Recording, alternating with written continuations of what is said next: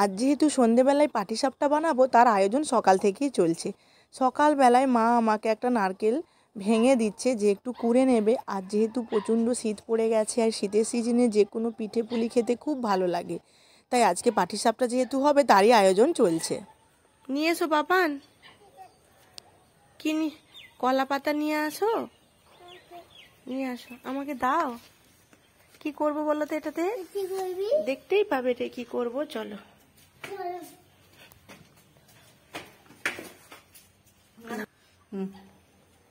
দেখো বন্ধুরা, আমি আজকে পাটিসাপটা পিঠে হবে, এই জন্য নারকেলটা কুড়িয়ে নিচ্ছি। নারকেল কোড়া ছাড়া তো হবে না।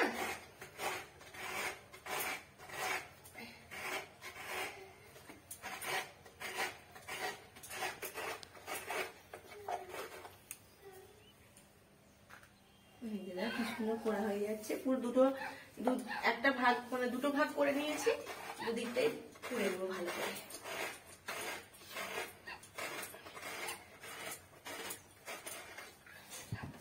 পাপান দেখি কি সুন্দর করা হচ্ছে বাবা।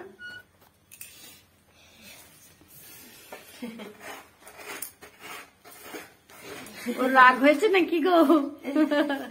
ও বলছে ও নারকেল কুড়বো, ওর হাত কেটে যাবে না, ওর জন্য রাগ হয়েছে। দেখো দেখো দেখো, পিছন দিকে তাকিয়ে আছে কেমন, দেখো। শান্ত, রাগ হয়েছে?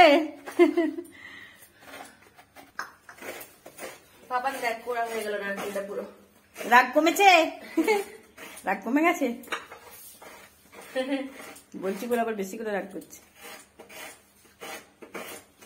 এটা সরিয়ে দিই, এই দেখো কি সুন্দর হয়ে গেল। এটা এবার পুরটা বানিয়ে নেবো, চলো চলো বাবা রান্নাঘরে চলো। নারকেলটা কোড়া হয়ে গেছে, রান্নাঘরে চলে এসেছি। নারকেলের পুরটা ভেজে নেব। আর এটা সকাল থেকেই করার চেষ্টা করছি, কারণ অনেক কিছু আয়োজন থাকে, দেরি হয়ে যায় সন্ধেবেলায় এই সব নারকেল ভেঙে কুড়ে তারপরে হচ্ছে যদি মানে পিঠেটা বানাই তো লেট হয়ে যায়, সেই জন্যই আর কি আগে থেকে রেডি করে রেখে দিলাম। এবার সন্ধেবেলায় এবার পিঠেটা বানানো হবে। সন্ধে হয়ে গেছে, সবার চা খাওয়া হয়ে গেছে, এরপর পিঠের আয়োজন চলছে। প্রথমে এখানে দেখতে পেলে বেশ খানিকটা ময়দা নিয়ে নিয়েছি আমি। এটার মধ্যে একটুখানি চালের গুঁড়িও অ্যাড করেছি, তোমরা চাইলে নাও দিতে পারো, অল্প করে দিয়েছি, ময়দার পরিমাণটাই বেশি। আর একটুখানি লবণ আর একটু স্বাদটা যাতে ভালো লাগে আরও, হাফ বাটি মতন একটু চিনিও কিন্তু এই গোলাটার মধ্যে দিয়ে দিয়েছি। এবার জল পরিমাণ মতন দিয়ে ভালো করে লিকুইডটা রেডি করে নিতে হবে। যতটা পাতলা করবে কিন্তু তত ভালো পিঠেগুলো উঠবে। দেখতেই পাচ্ছ কত সুন্দরভাবে হয়ে যাচ্ছে। এখানে মা আর আমি দুজনেই রান্নাঘরে আছি, আর দুজন মিলেই করার চেষ্টা করছি যাতে তাড়াতাড়ি হয়ে যায়। আমার মতন কারা আছো এরকম বেশ শীতের সময় সন্ধেবেলাতে গরম গরম পাটিসাপটা খেতে ভালোবাসো, অবশ্যই কমেন্টে জানিও। আমি আবার মাকে বললাম, মা সব কটাই কি তুমি সাদা তেলে ভাজবে, কয়েকটা একটু ঘিয়ে ভেজে দাও না, খুব ইচ্ছে করছে। তা মা দু একটা ভেজেও দিল। তারপরে আমি একটু টেস্ট করে দেখছি, সত্যি অসাধারণ হয়েছিল, কিন্তু খেতে দারুণ লাগছিল।